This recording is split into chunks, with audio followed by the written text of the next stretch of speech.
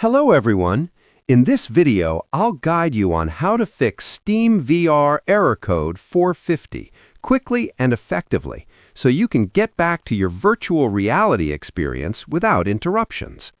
This error usually happens when SteamVR fails to connect properly due to software conflicts or tracking issues.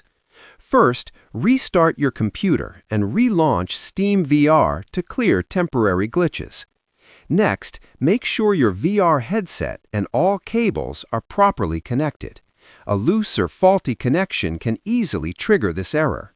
After that, update your VR drivers and SteamVR software to the latest version, as outdated files often cause compatibility problems.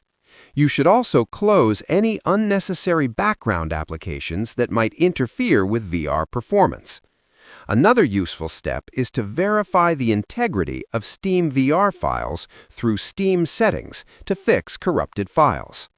Finally, disable any VPN or firewall temporarily to ensure nothing is blocking the connection. After following these steps, error 450 should be resolved and SteamVR should run smoothly again. Subscribe the channel for more videos.